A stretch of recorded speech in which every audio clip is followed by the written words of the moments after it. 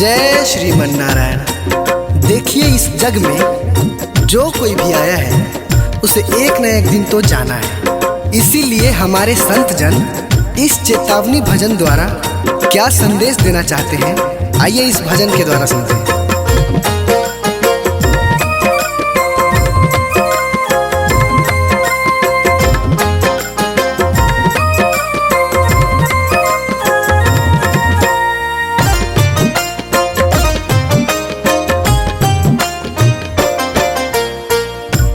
पापी मन कर ले भजन, मौका मिला है तो कर ले जतन। बाद में प्यारे पछताएगा जब पिंजरे से पंछी निकल जाएगा, जब पिंजरे से पंछी निकल जाएगा।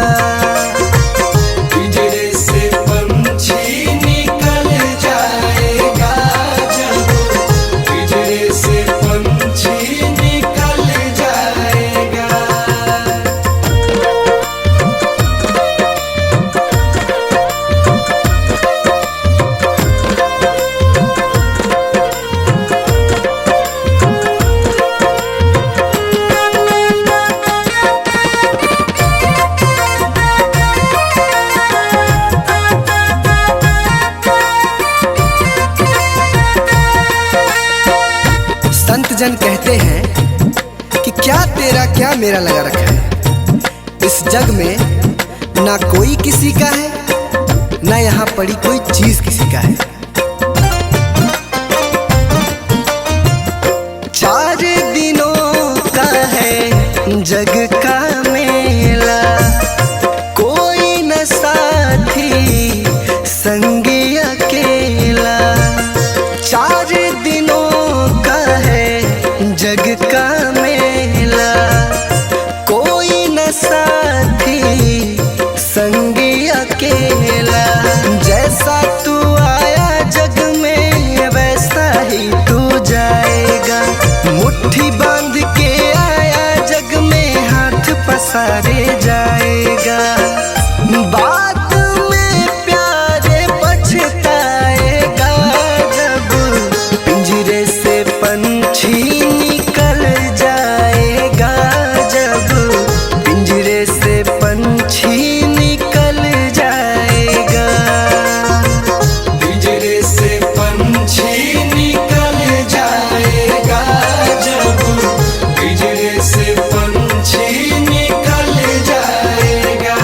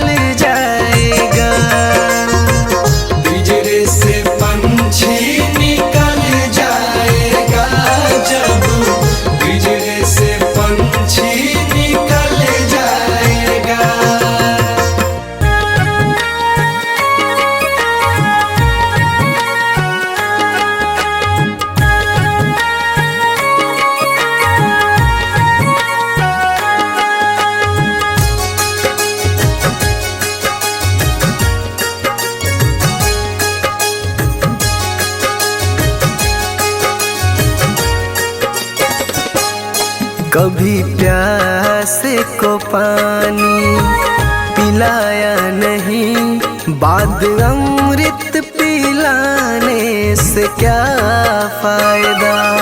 कभी गिरते हुए को उठाया नहीं, बाद आंसू बहाने से क्या फायदा। कभी प्यासे को पानी पिलाया नहीं, बाद अमृत पिलाने से क्या फायदा।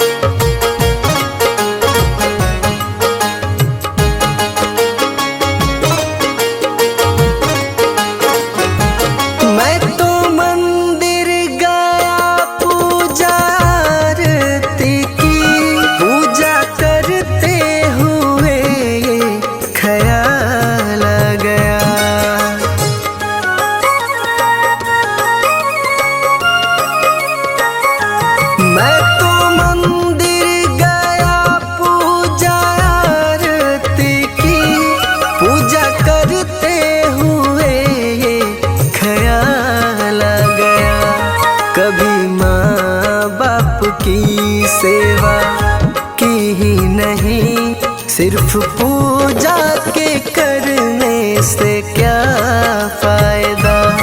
कभी प्यासे को पानी पिलाया नहीं, बाद अमृत पिलाने से क्या फायदा।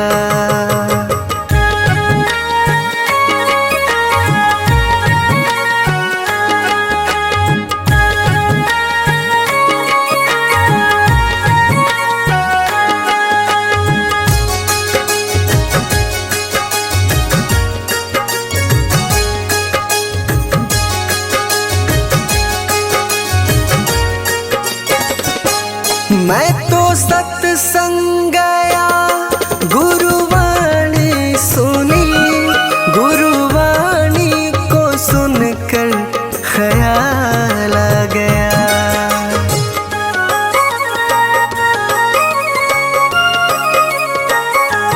मैं तो सत्संग गया, गुरुवाणी सुनी, गुरुवाणी को सुनकर ख्याल आ गया। जन्म मानव का लेकर दया न करी, फिर मानव कहलाने से क्या फायदा। कभी प्यासे को पानी पिलाया नहीं, बाद अमृत पिलाने से क्या फायदा।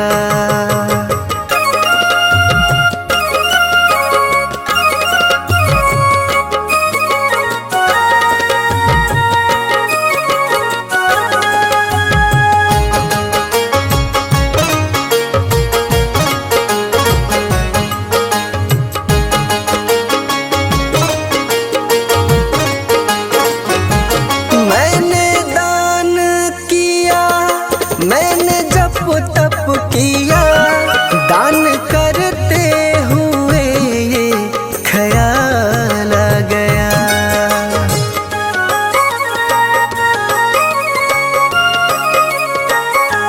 मैंने दान किया, मैंने जप तप किया, दान करते हुए ये ख्याल आ गया। कभी भूखे को भोजन खिलाया नहीं, दान लाखों का करने से क्या फायदा। कभी प्यासे को पानी पिलाया नहीं, बाद अमृत पिलाने से क्या फायदा।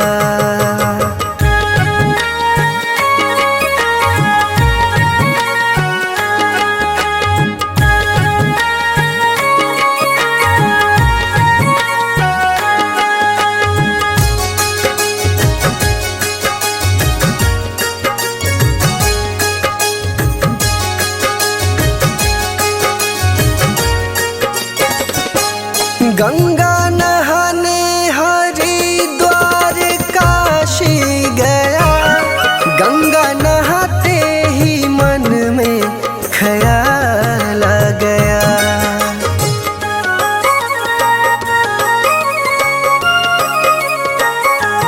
गंगा नहाने हरिद्वार काशी गया, गंगा नहाते ही मन में ख्याल आ गया। तन को धोया मगर मन को धोया नहीं, फिर गंगा नहाने से क्या फायदा।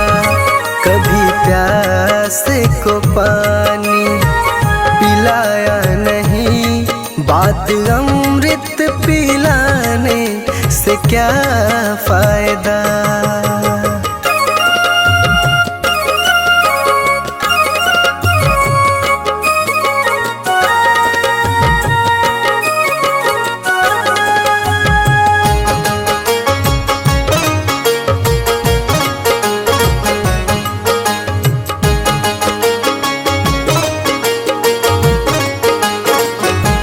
मैंने वेद पढ़े, मैंने शास्त्र पढ़े, शास्त्र पढ़ते हुए ये ख्याल आ गया।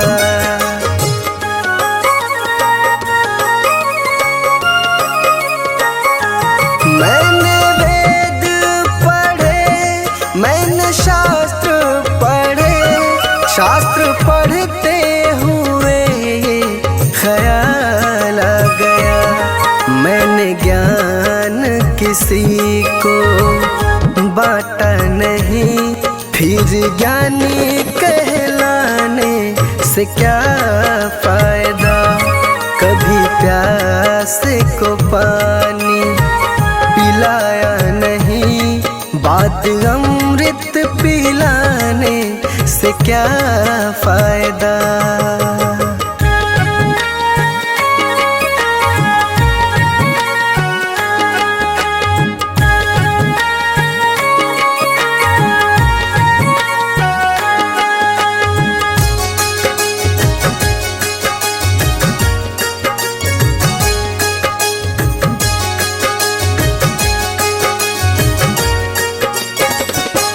माँ पिता के चरणों में चारों धाम है, आजा आजा यही मुक्ति का धाम है।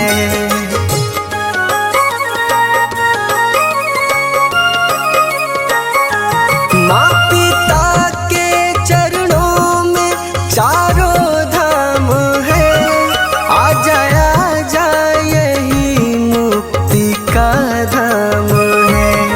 माँ पिता की सेवा तुमने की ही नहीं, फिर तीर्थों में जाने से क्या फायदा। कभी प्यास को पानी पिलाया नहीं, बात अमृत पिलाने से क्या फायदा।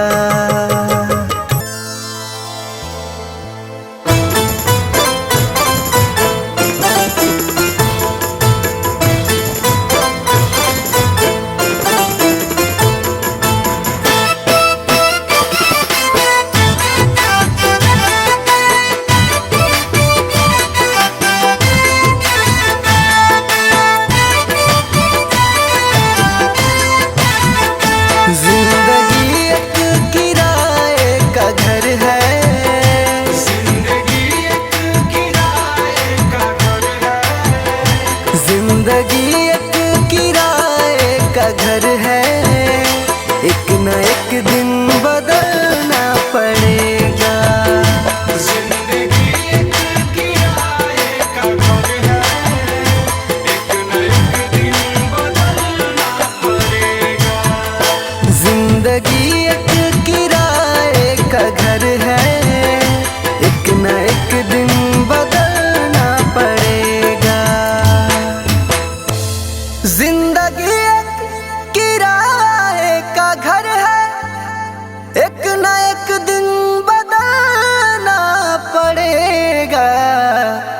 मौत जब तुझको आवाज देगी, मौत जब तुझको आवाज देगी, मौत जब तुझको आवाज देगी, घर से बाहर निकलना पड़ेगा।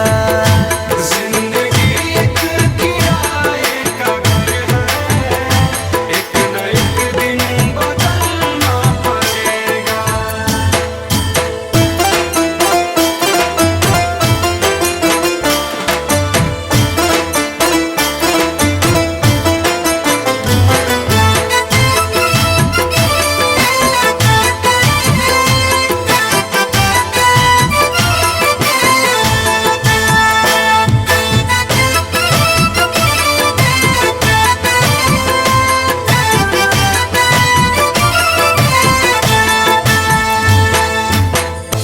ढेर मिट्टी का हर आदमी है, बाद मरने के होना यही है। या जमीनों में तुरबत बनेगी, या जमीनों में तुरबत बनेगी, या जमीनों में तुरबत बनेगी, या चिताओं में जलना पड़ेगा। जिंदगी एक किराए का घर है, एक न एक दिन बदलना पड़ेगा।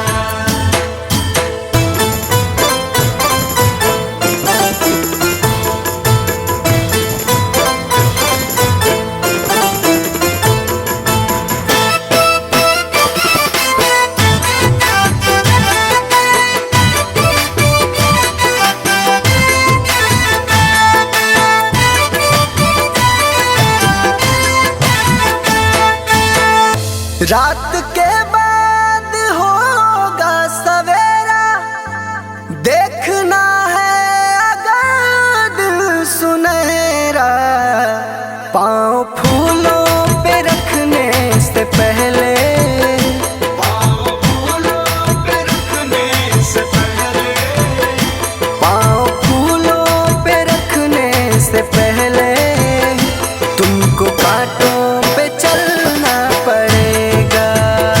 जिंदगी एक किराए का घर है, एक न एक दिन बदलना पड़ेगा।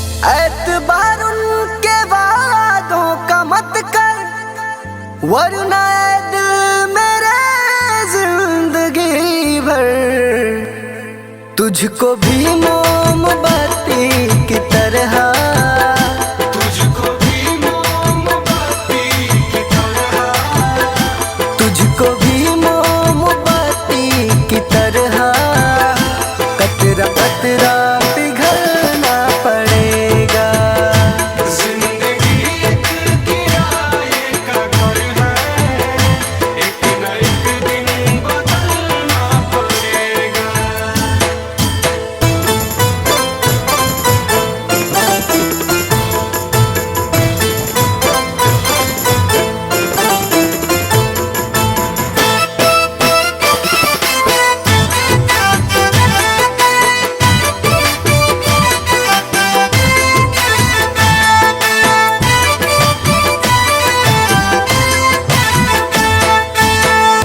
ये जवानी है पल भर का सपना, ढूंढ ले कोई महबूब अपना।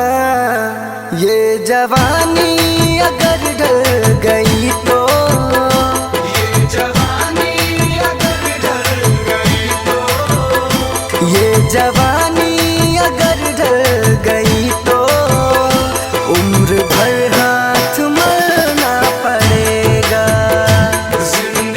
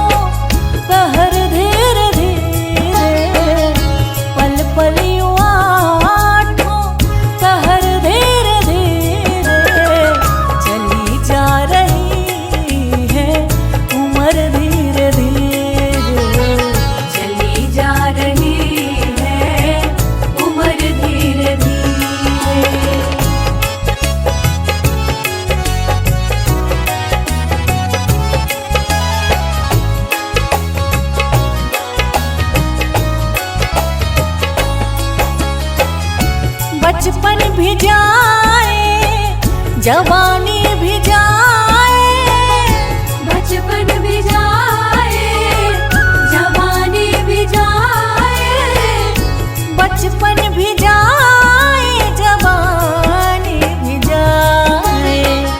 बुढ़ापे का होगा असर धीरे धीरे, बुढ़ापे का होगा असर धीरे धीरे। पल पल यूं आठों पहर धीरे धीरे, पल पल यूं आठों पहर धीरे धीरे। चली जा रही है उम्र धीरे धीरे, चली जा रही है उम्र धीरे धीरे।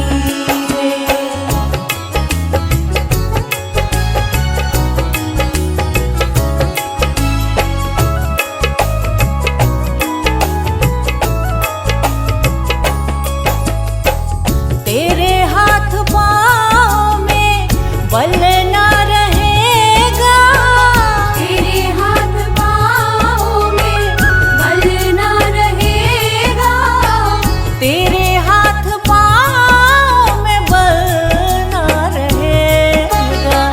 झुकेगी तुम्हारी कमर धीरे धीरे, झुकेगी तुम्हारी कमर धीरे धीरे। पल पल यूं आठों पहर धीरे धीरे, पल पल यूं आठों पहर धीरे धीरे।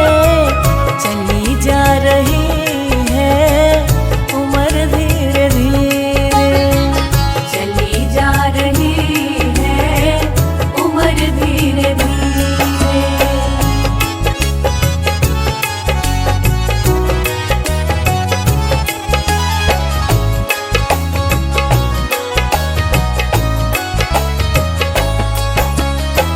शिथिल अंग होंगे एक दिन तुम्हारे, शिथिल अंग होंगे एक दिन तुम्हारे, शिथिल अंग होंगे एक दिन तुम्हारे। फिर मंद होगी नजर धीरे धीरे, फिर मंद होगी नजर धीरे धीरे। पल पल यूं आठों पहर धीरे धीरे, पल पल यूं आठों पहर धीरे धीरे। चली जा रही है उम्र धीरे धीरे, चली जा रही है उम्र धीरे धीरे।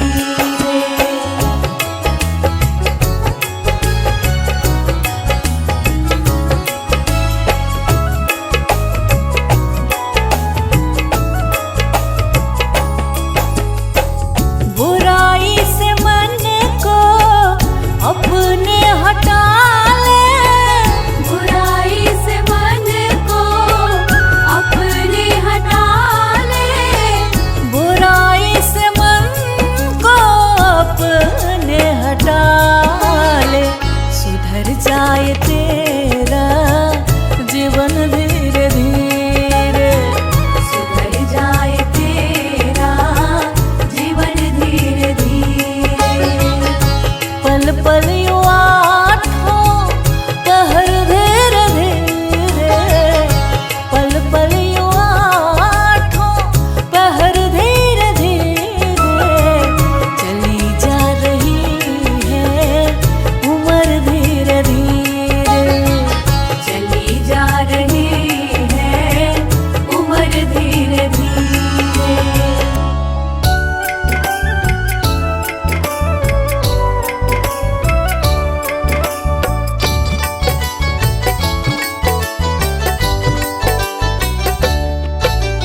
देख तेरे संसार की हालत क्या हो गई भगवान, कितना बदल गया इंसान, कितना बदल गया इंसान। सूरज न बदला चांद न बदला ना बदला आसमान, कितना बदल गया इंसान, कितना बदल गया इंसान। देख तेरे संसार की हालत क्या हो गई भगवान, कितना बदल गया इंसान, कितना बदल गया इंसान।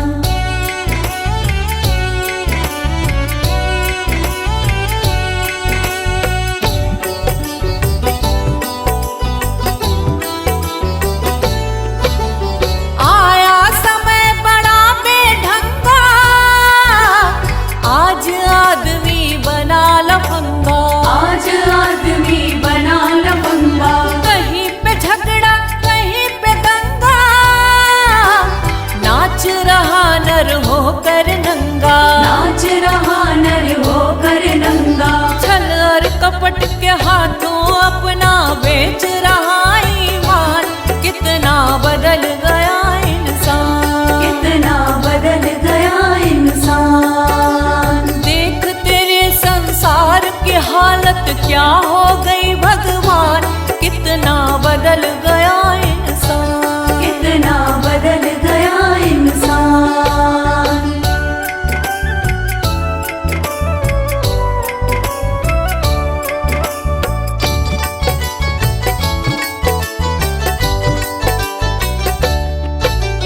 राम के भक्त रहीम के बंदे, रचते आज फरेब के फंदे, रचते आज फरेब के धंधे। कितने मक्कार ये अंधे, देख लिए इनके भी धंधे, देख लिए इनके भी धंधे।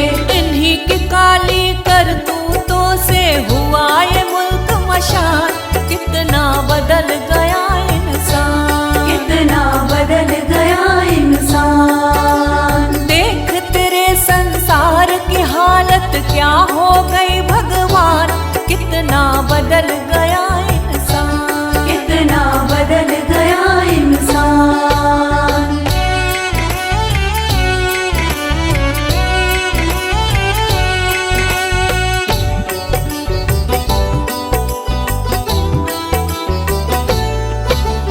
जो हम आपस में न झगड़ते, बने हुए क्यों खेल बिगड़ते, बने हुए क्यों खेल बिगड़ते। काहे लाखों घर ये उजड़ते, क्यों ये बच्चे माँ से बिछड़ते, क्यों ये बच्चे माँ से बिछड़ते। फूट फूट कर क्यों रोते ऋषि मुनियों के प्राण, कितना बदल गया इंसान, कितना बदल गया इंसान। देख तेरे संसार की हालत क्या हो गई भगवान, कितना बदल गया इंसान, कितना बदल गया इंसान।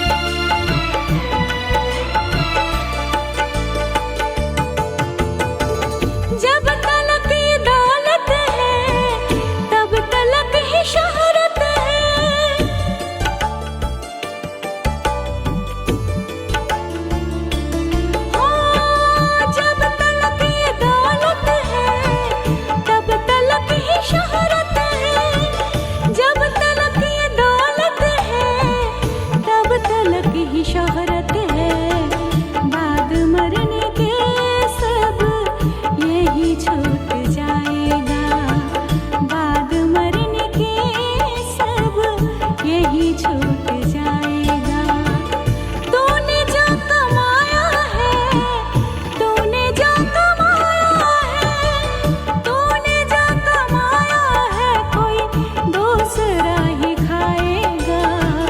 खाली हाथ आया है और खाली हाथ जाएगा। तूने जो कमाया है, कोई दूसरा ही खाएगा।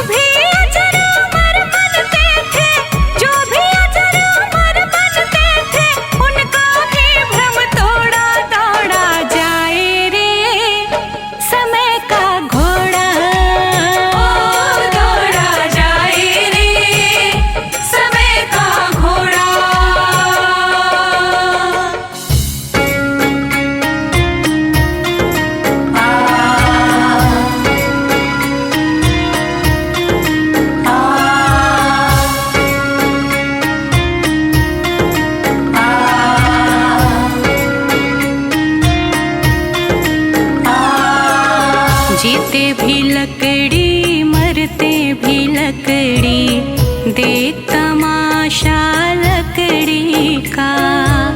जीते भी लकड़ी मरते भी लकड़ी, देख तमाशा लकड़ी का।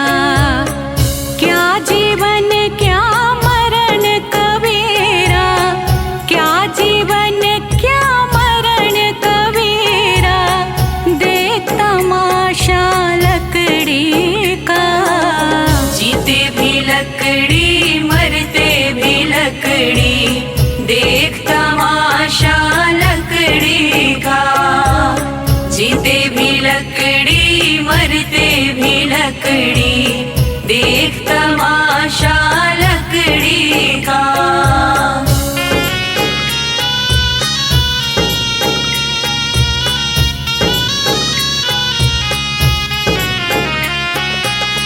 जिसमें तेरा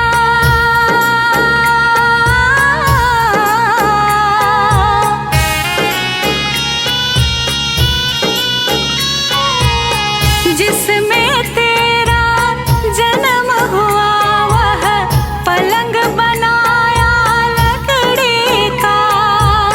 जिसमें तेरा जन्म हुआ, वह पलंग बनाया लकड़ी का। मात तुम्हारी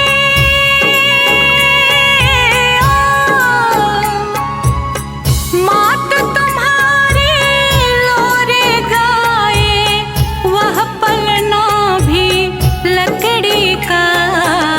जीते भी लकड़ी मरते भी लकड़ी, देख तमाशा लकड़ी का। जीते भी लकड़ी मरते भी लकड़ी, देख तमाशा लकड़ी का।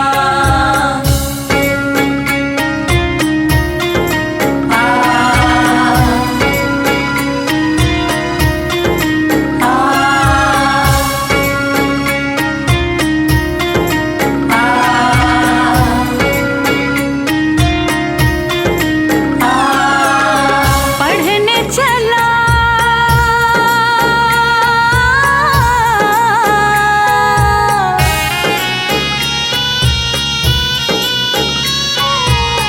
पढ़ने चला जब पाठशाला में, लेख कलम भी लकड़ी का। पढ़ने चला जब पाठशाला में, लेख कलम भी लकड़ी का। गुरु ने जब जब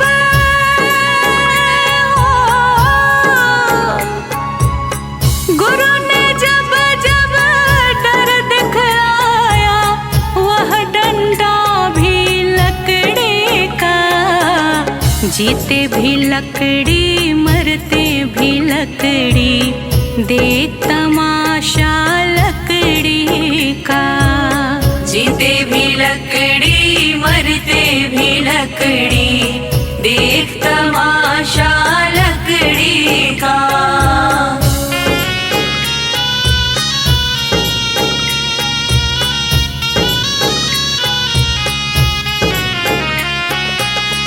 डोली पालकी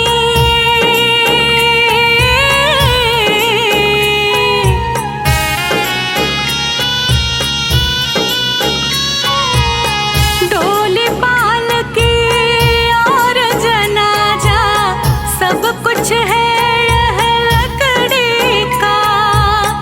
डोली पालकी और जनाजा, सब कुछ है यह लकड़ी का। जन्म मरण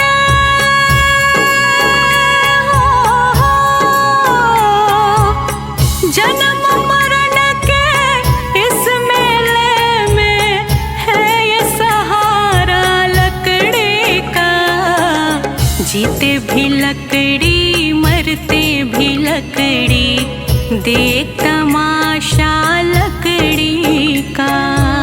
जीते भी लकड़ी मरते भी लकड़ी, देख तमाशा लकड़ी का।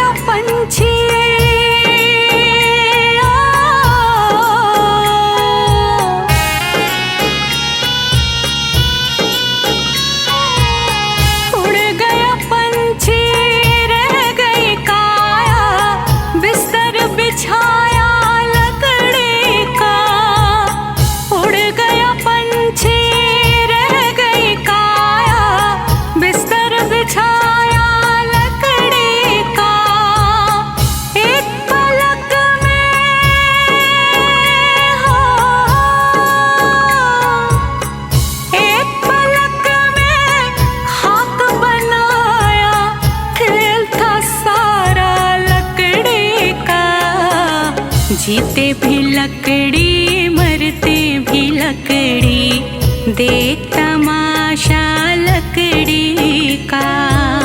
जीते भी लकड़ी मरते भी लकड़ी, देख तमाशा लकड़ी का।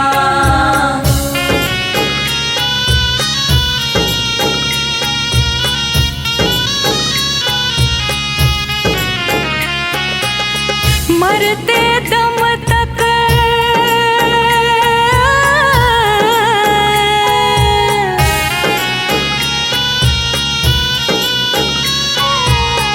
मरते दम तक मिटा नहीं भैया झगड़ा झगड़े लकड़े का। मरते दम तक मिटा नहीं भैया झगड़ा झगड़े लकड़े का। राम नाम की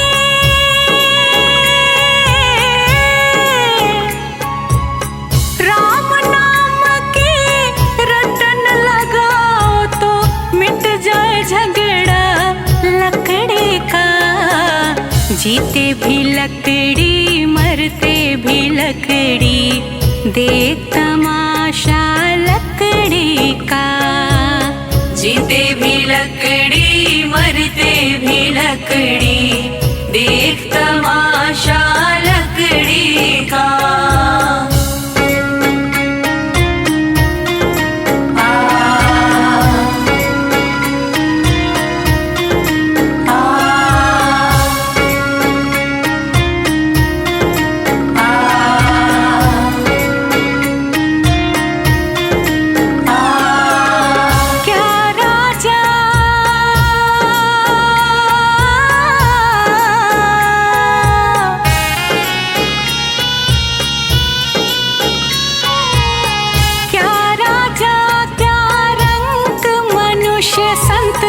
अंत सहारा लकड़ी का। क्या राजा क्या रंग मनुष्य संत, अंत सहारा लकड़ी का। कहत कबीर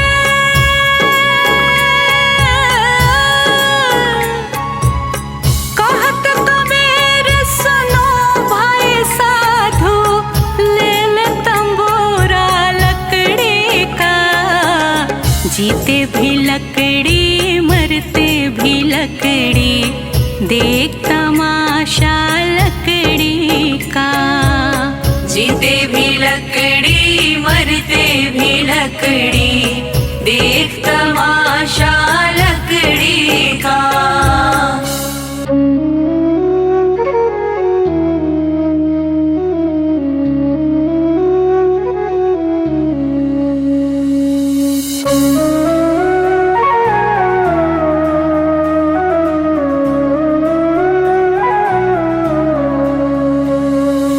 डगर है मुश्किल कठिन सफर है, मगर मुसाफिर जगह नहीं है।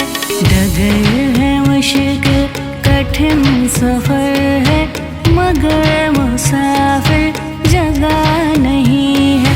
जो सोएगा बस वही खोएगा, जो सोएगा बस वही खोएगा, ये बात उसको पता नहीं है। डगर है मुश्किल कठिन सफर है, मगर मुसाफिर जगह नहीं है। डगर है मुश्किल कठिन सफर है, मगर मुसाफिर जगह नहीं है।